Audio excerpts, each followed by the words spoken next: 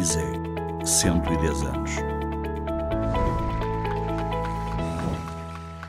Senhora Presidente do ISEG, cara professora Clara Raposo, Sr. Presidente do Conselho de Escola, do Conselho Científico, do Conselho Pedagógico, membros dos órgãos de gestão do ISEG, caros colegas, membros do Conselho Geral e do Senado, Senhor Comandante da Academia da Força Aérea, Senhor Diretor da Faculdade de Medicina, Senhor Presidente do ISCSP, Senhora Pró-Reitora, caros colegas, caros ilustres convidados, Senhor Presidente da Associação de Estudantes, Senhor Administrador, minhas senhoras e meus senhores, caros alunos, é com muito gosto que estou aqui hoje. A professora Clara Raposo já disse que seria provavelmente a última vez que eu cá venho presidir uma cerimónia, pelo menos enquanto reitor. Vamos ver, daqui podemos celebrar o fim da pandemia em breve, portanto, nunca se sabe se não é aqui. Mas é de facto a última vez numa sessão solene e eu preciso dizer várias coisas. A primeira é desejar os parabéns ao ISEG e à comunidade académica por estes 110 anos. Verdadeiramente foi a 23 de maio de 1911, eu também sou dos que já escreveu bastante sobre essa data, por razões óbvias, não me esqueço e por estar aqui o Sr. Diretor da Faculdade de Medicina, era Ministro do Fomento, um médico que criou o técnico e o ISEG. Queria agradecer a todos aqueles que me ajudaram no exercício das funções, mas em primeiro lugar, e com muita amizade e com muita consideração por tudo aquilo que fizeram e pela forma como ajudaram a cumprir as minhas funções, a professora Clara Raposo, e antes dela a todos os presidentes do ISEG que a precederam, quer enquanto eu fui reitor, quer quando era presidente do técnico. Aprendi muito a respeitar a escola, a gostar de trabalhar com a escola, onde os valores da liberdade, da democracia, das diferenças são cultivados, e isso faz parte também da minha cultura. Eu não posso deixar de agradecer ao João Duque, que é um dos responsáveis pelo facto de eu ter sido reitor. Não sei se lhe devo agradecer ou não, acho que sim. Ao João Duque, ao Mário Caldeira, ao Manuel Mira Godinho, que foram os presidentes com quem trabalhei enquanto reitor, mas também ao António Mendonça e ao Vítor Gonçalves, com quem trabalhei quando era presidente do técnico. E, portanto, um agradecimento muito grande a esta escola. Eu gosto muito de cá vir. Já fizemos aqui algumas coisas importantes numa cerimónia destas. Lembro-me que uma vez conseguimos escrever o artigo que nos permitiu vender o património no Decreto-Lei de Execução Orçamental. Sempre me senti muito bem na escola. Deixem-me fazer não vou fazer um grande discurso, até porque eu acho que nestas cerimónias em que há gente à distância, os discursos têm que ser curtos, mas queria-vos dizer que valeu a pena construirmos a universidade, valeu a pena lutar por aquilo em que muitos de nós acreditámos e começámos a trabalhar nisto há 8 anos atrás.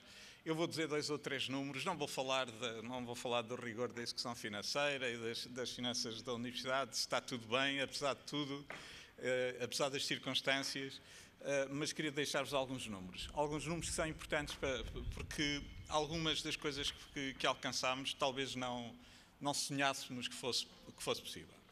A primeira tem a ver com o corpo docente. Todos se lembram que nós vivíamos uma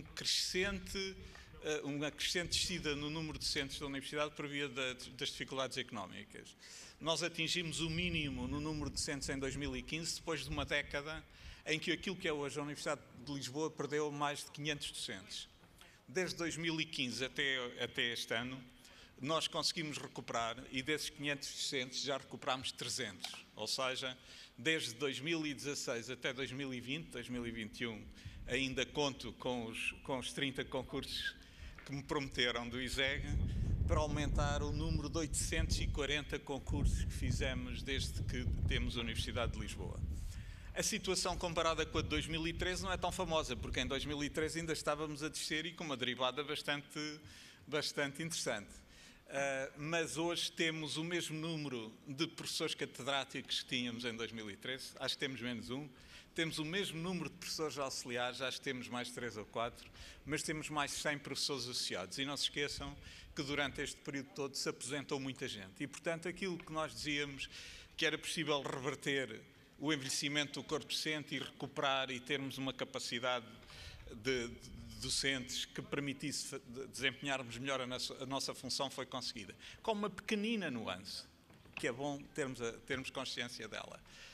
O rejuvenescimento do corpo docente foi feito, mas a idade média do corpo docente não diminuiu. E não diminuiu porque estivemos tantos anos sem recrutamento que acabámos a recrutar muitos professores auxiliares e professores associados que vieram de fora da universidade com idades muito acima daquilo que seria normal se estivéssemos a viver tempos de normalidade e estivéssemos a recrutar todos os anos, como devíamos estar a recrutar todos os anos 100 novos professores auxiliares na Universidade de Lisboa em regime permanente. Um segundo número que também julgo que vale a pena dizê-lo. Durante estes anos fizemos ou estamos a fazer 100 milhões de euros de obras na Universidade de Lisboa, entre as escolas e a reitoria. A reitoria é responsável por cerca de 60% das obras realizadas e aquilo que fizemos e que estamos a fazer é o resultado dos ganhos que se tiveram com a fusão das universidades. Eu já disse aqui, aliás disse aqui em primeiro lugar, que aquilo que valia a fusão da Universidade de Lisboa com a Universidade Técnica de Lisboa eram 6 milhões de euros por ano. Esses 6 milhões de euros fazem parte daquilo que se investiu, mas também se conseguiu ter um impacto bastante maior na captação de receitas e que nos permitiu fazer estas obras. Destas obras, e eu gostava de falar para os estudantes, destas obras, cerca de 23 milhões de euros correspondem a residências que neste momento ou já estão a ser executadas ou que têm o contrato previsto no Tribunal de Contas, a última. Aquilo que mais me chocou quando eu cheguei à reitoria da Universidade Técnica, e confesso que eu não sabia nada dessa parte do trabalho, foi as condições em que tínhamos as nossas residências. Confesso que fiquei envergonhado com o que vi e que sempre que foi possível fiz tudo para que conseguíssemos ter um programa de construção de residências que permita alterar significativamente as condições em que vivem os nossos estudantes nas residências. Hoje temos boas residências e estamos a construir residências que não só não nos envergonham, como nos enchem de orgulho. A maior parte dos quartos das residências são os quartos individuais, não são todos, e esta é para os estudantes das associações, não são todos porque as nossas pessoas dos Serviços de Ação Social que sabem mais disto acham que os estudantes de primeiro ano não devem ficar em quartos individuais por uma questão de integração e acompanhamento e do choque psicológico que muitas vezes existe no insucesso, na descida do rendimento, etc. Mas com esse número de lado, os outros quartos são quartos de que nos podemos orgulhar.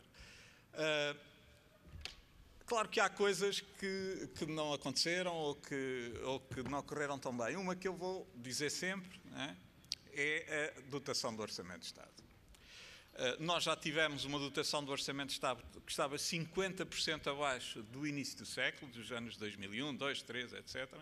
Neste momento, apesar das finanças poderem ter intenção de dizer o contrário, a dotação do Orçamento de Estado está cerca de 30% abaixo daquilo que era a dotação nessa altura.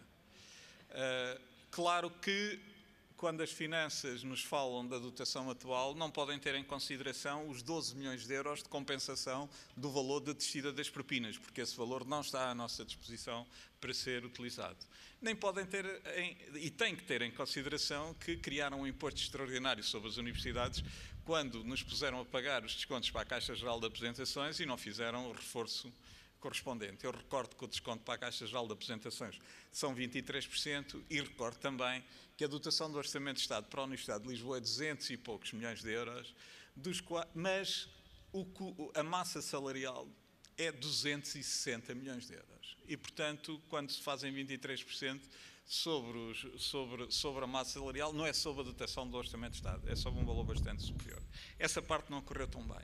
Vou falar um bocadinho de igualdade de género. Acho que nunca falei, mas hoje vai-se-me soltar a língua e dizer duas coisas. A primeira, Sr. Professora, eu desafio-vos a fazer um exercício que é este. Nós temos na Universidade de Lisboa um número de docentes do sexo feminino relativamente representativo daquilo que são os nossos graduados. Portanto, no recrutamento não acho que haja problemas, mas há uma situação de atraso na evolução da carreira muito significativa. O número de professores associados e de professores catedráticos homens é, em percentagem, bastante maior do que o número de professores catedráticos e professores associados mulheres, mesmo tendo em consideração o seu peso no corpo docente. Pior que isso, é que há mais mulheres associadas e catedráticas mais velhas do que mais novas. A minha teoria é que isso resulta de um atraso na evolução da carreira. Mas, quando se olha para os números, isto vale a pena ser estudado e vale a pena fazer propostas para que isto possa ser alterado. A segunda coisa sobre a igualdade de género é uma coisa que eu, como estou no fim de mandato, já me posso atrever a dizer aqui e queria partilhar convosco, que é também, às vezes, a não disponibilidade de algumas das nossas colegas para fazerem parte da equipe reitoral e dos órgãos de gestão. Eu, da última vez, constituí a equipe reitoral, para além das duas mulheres que fazem parte da equipe, que faziam parte da equipa quando foi constituída, convidei mais 4 colegas que não aceitaram. E até a senhora Presidente do Conselho Geral, a doutora Leonor Beleza, a certa altura se ofereceu para falar com elas. E isso é algo que eu não posso deixar de dizer.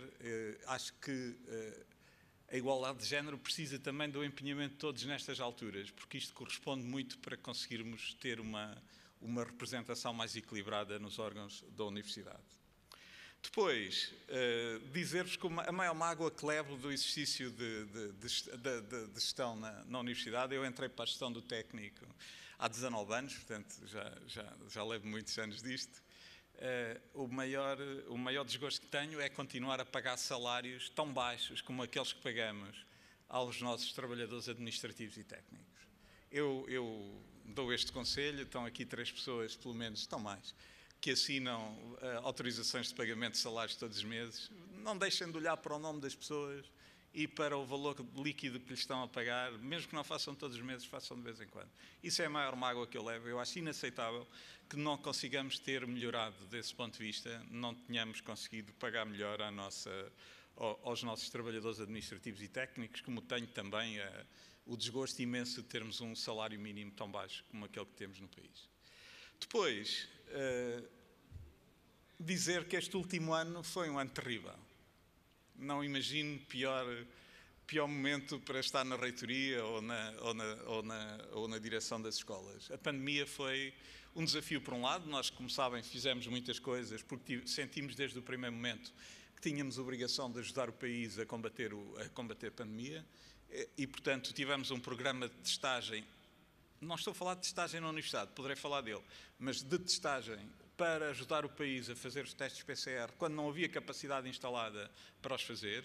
E eu lembro que desde a Faculdade de Medicina, do Instituto de Medicina Molecular da Faculdade de Medicina, Faculdade de Ciências, Técnico e Faculdade de Farmácia, nós contribuímos com milhares e milhares de testes, eu diria milhares de testes todos os dias, para conseguirmos fazer aquilo que o Serviço Nacional de Saúde e os laboratórios privados não estavam preparados para fazer.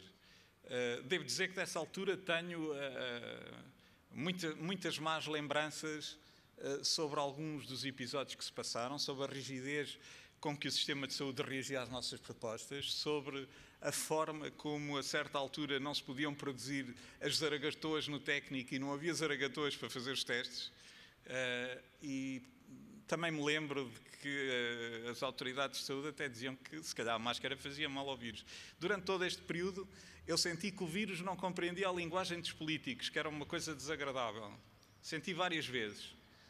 E especialmente aqueles que tinham a obrigação de compreender aquilo que os modelos numéricos diziam sobre o desenvolvimento da pandemia. Eu agradeço às equipas do técnico e de ciências, fundamentalmente, que todos os dias, ou agora já quase só uma vez por semana, produzem relatórios quer para o Governo, quer para o Presidente da República e que fazem favor, alguns, de me ir dando conta deles, e que avisaram sobre o que ia acontecer, que avisaram antes do Natal sobre os números que iríamos ter e que tivemos, infelizmente, em janeiro. E já agora também para dizer que os modelos atualmente dão cenários mesmo para Lisboa que não são cenários complicados.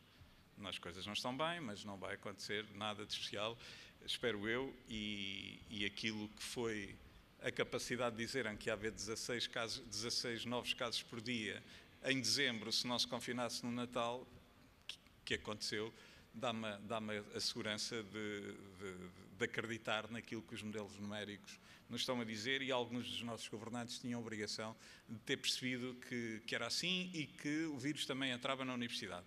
Nós fizemos cerca de 38 mil testes desde que começou a pandemia à comunidade académica e continuamos a fazer neste momento testes, como todos sabem. Aliás, as notícias de ontem diziam que iam reforçar os testes na universidade, eu não sei de nada, mas espero que sim. E que nos últimos dias, no último mês, a percentagem de positivos é baixíssima. Portanto, nós tivemos dias no último mês em que fizemos 1000 testes, dias em que fizemos 600. Confesso que estamos a fazer à volta de 300 testes por dia neste momento, não porque não haja disponibilidade e capacidade, mas porque também há alguma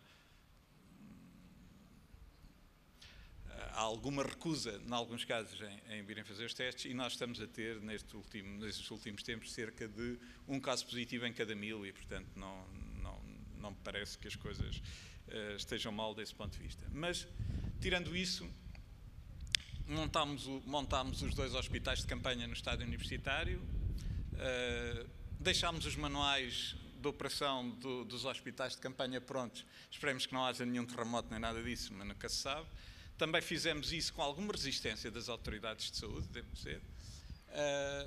E neste momento temos vacinação em 2 espaços da universidade, na Escola Politécnica e no pavilhão 3 do estádio universitário. Estamos a ajudar a vacinar por dia mais de 1000 pessoas. Vamos mudar a vacinação para o pavilhão 1, porque me comprometi que o Sr. Almirante, responsável pela vacinação, que até ao final de agosto disponibilizaríamos os pavilhões do estádio universitário, e portanto vamos mudar para o pavilhão 1 na próxima semana, e isso significa que vamos ter uma capacidade instalada para fazer 3 a 4 mil testes para fazermos vacinação a 3 a 4 mil pessoas por dia.